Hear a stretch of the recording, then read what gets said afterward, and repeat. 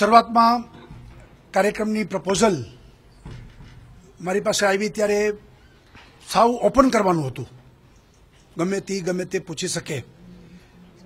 તો સહેજ મનમાં હતું કે આ સાહસ થશે, પરંતુ હિંમતથી મને પણ લાગ્યું કે પ્રજા વચ્ચે જવું જોઈએ અને પ્રજાને જે પ્રશ્ન પૂછવા હોય એ ખુલ્લા મનથી પૂછે અને પ્રમાણિકતાપૂર્વક જો આપણે જવાબ આપશું તો પ્રજાને ગમશે એમ માનીને મેં એક સાહસ કર્યું હતું.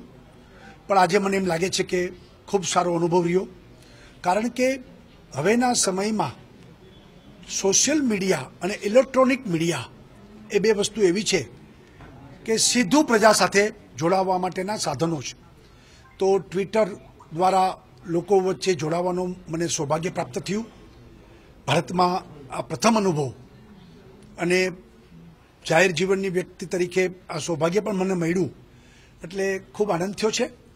અને મેં મારાથી એક રેન્ડમ પ્રશ્નોના જવાબો પ્રમાણિકતાથી આપવાના પ્રયત્નો કર્યા છે અને બાકીના સવાલોના જવાબો ટ્વિટર દ્વારા જ, ટ્વીટથી જ એમને મારું ડિપાર્ટમેન્ટ આપશે એ પ્રકારની આખી વ્યવસ્થા કરી છે. મેં બે વાત કરી છે એમને કે આખી ભૂમિકા આપી છે, શેમાંથી નવી પોલિસી બની ફિક્સ પગારની અને અત્યારે શું સ્થિતિ છે. એટલે સુપ્રીમ કોર્ટમાં કેસ ચાલે છે, એટલે વકીલોના અભિપ્રાય લઈ અને સરકારનું મન ખુલ્લું છે. સરકાર કોઈનું શોષણ પણ કરવા માંગતી નથી. સાથે સાથે લોકોની સેવાઓ એ સારી રીતે આપી શકાય. જ્યારે સાતમા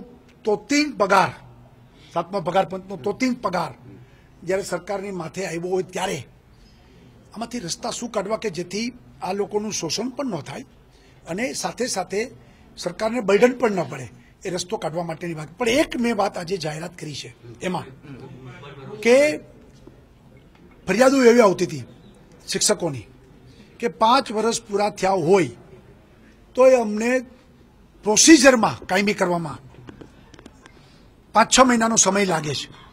એટલે આજે મેં બહુ સ્પષ્ટતાપૂર્વક જાહેરાત કરી છે કે 5 વર્ષ પૂરા થાય એ જ દિવસે એને કાયમીનો ઓર્ડર મળી જશે.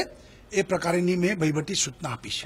હું એમ માનું છું કે જનતાએ બહુ સૌમ્ય રીતે, લાગણીસભર ચિંતા આપણી કરતા હોય અને એ પ્રકારે સવાલો કર્યા છે. એટલે ટ્રેન્ડ જે સવાલોનો છે, જનતા અમારી સાથે છે એવો વિશ્વાસ ઊભો થયો છે.